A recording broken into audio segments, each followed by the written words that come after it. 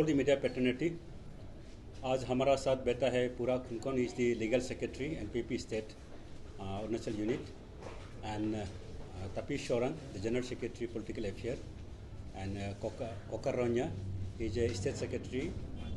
headquarter. आज जो press वार्तालाप में हमने जो आया तो इनफैक्ट अभी हमारा स्टेट एग्जीक्यूटिव मीटिंग चल रहा है जहां में नेशनल सेक्रेटरी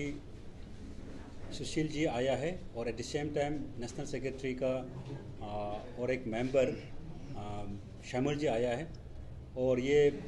जो स्टेट एग्जीक्यूटिव मीटिंग को प्रिसाइड कर रहे हैं हमारे स्टेट का president Shri Tangam Wangam ji, the former minister,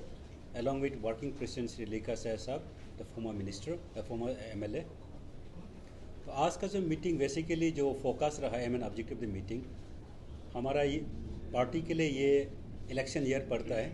इसलिए हमने पार्टी में जो डिस्कशन किया है मोस्टली पार्टी को कैसे स्ट्रेंथन करना है, पार्टी का में क्या क्या बदलाव लाना है और पार्टी को कैसे एक्सपांस करना है और इलेक्शन 2024 को लेकर हम क्या स्ट्रेटजी ड्रॉ करना है, उसका रिलेटेड में मेंबर से सजेशंस मांगा है। और एट द सेम टाइम हम इलेक्शन का मैनिफेस्टो के ऊपर भी काफ़ी बहस हुआ है, डिस्कशन हुआ है और एक इलेक्शन कॉम्प्रिहेंसिव इलेक्शन मैनिफेस्टो लाने का भी बात किया है। और इस बीच हमने जो मुद्दा खास तौर पे जो स्पेशल रेजोल्यूशन लाया है वो एक यूनिफॉर्म सिविल कोड पे हमने एक स्पेशल रेजोल्यूशन लाया है। और सेकेंडली हमारा पार्टी ने रीएफर्मेशन ऑफ ऑल पेंशन सिस्टम, जो न्यू पेंशन सिस्टम को हटा के ओल्ड पेंशन सिस्टम को लाने के ऊपर हम रीएफर्मेशन किया है। तो इससे मैं थोड़ा सा विस्तार से आपको बताना चाहता हूँ कि यूनिफॉर्म सिविल कोड ये एक लॉ है जिसका अंदर में आर्टिकल 44 का डायरेक्टिव प्रिंसिपल में एक डायरेक्टिव दिया गया कि कोई स्टेट में एक यूनिफॉर्म सिविल कोड ला सकने से ठीक है। इस हिसाब से अभी national law commissions public opinion मांग रहा है, तो हमने एंटायर इंडिया का कंटेक्स्ट में हम नहीं देखा है। हमने जो कंटेक्स्ट देखा है स्पेशली अरुणाचल इन पर्टिकुलर में देखा है, क्योंकि हम पार्टी अभी अरुणाचल में ऑपरेट कर रहे हैं और यहाँ में जो मल्टी एथनिक्स है, जो मल्टी ट्राइब है, हमारा अपना एक कस्टमरी लॉ है, उस व्यू से आज इसको चर्चा में लाया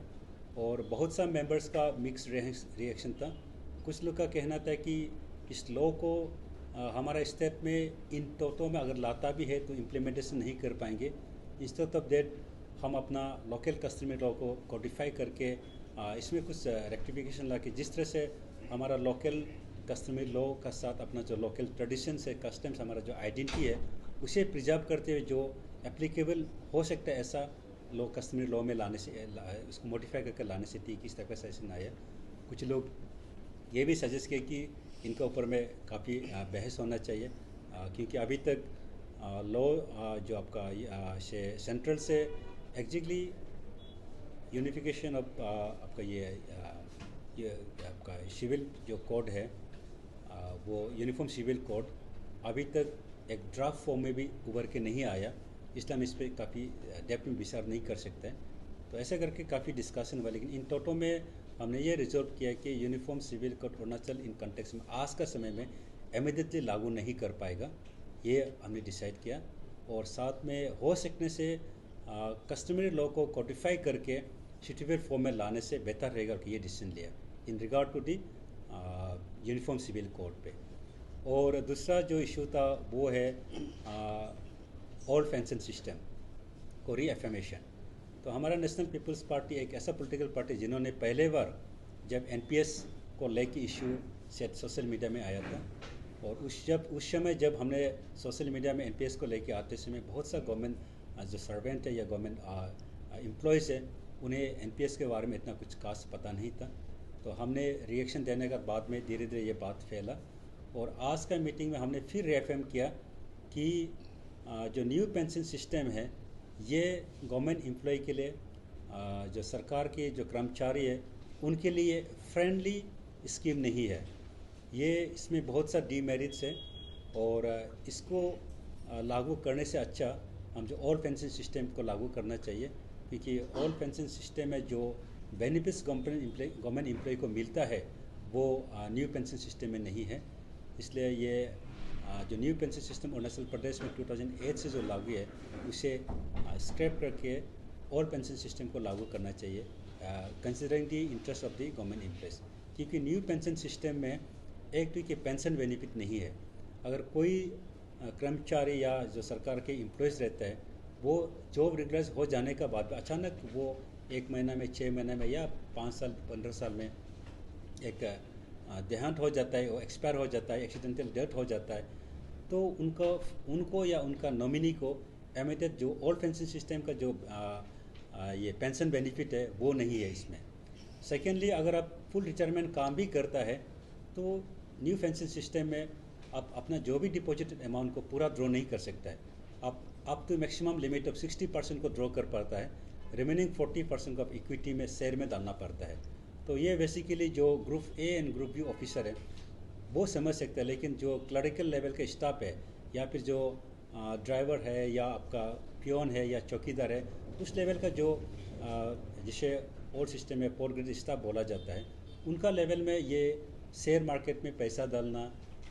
इक्विटी में पैसा डालना, उन्हें कंसेप्ट इसका बारे में डिटेल मालूम नहीं होगा। इसलिए इसमें जो रिटर्न है वो सब्जेक्ट टू मार्केट रिस्क है, क्योंकि every investment in the share market is subject to market risk. उस हिसाब से इसमें रिटर्न जो ग्रांटेड नहीं है, इसलिए ये स्पेशली क्लर्क के लेवल का जो स्टाफ है उनके लिए ये अनसर्टनिटी और इसका बारे में वो अच्छे से नहीं जानता है। तीसरा, एनपीएस में आप अगर चाहता भी है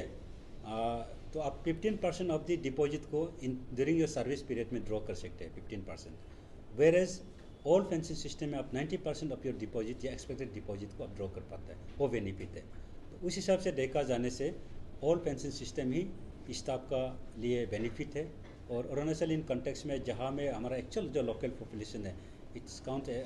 लगभग 7 लाख जैसे है, और ओवरऑल देखा जाने से माइग्रेटरी पॉपुलेशन को गिना जाने से लगभग we are 14 lakh in population. ऐसा में लगभग 80 to 90,000 से राउंड फिगर 1 लाख जैसे गवर्नमेंट एम्प्लॉयज़ अरुणाचल में काम करते हैं। और जहाँ में ट्राइबल बेल्ट होने कारण से एक गवर्नमेंट एम्प्लॉय लगभग 7 to 8 फैमिली मेम्बर को सपोर्ट करते हैं। अगर आप मान के चलो कि 1 लाख पॉपुलेशन गवर्नमेंट जॉब में है और एक गवर्नमेंट एम्प्लॉय 7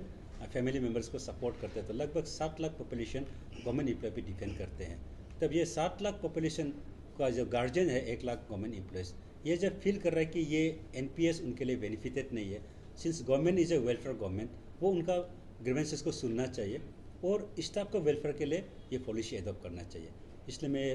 अरुणाचल प्रदेश के जो सरकार है उनसे मैं निवेदन करता हूँ कि जो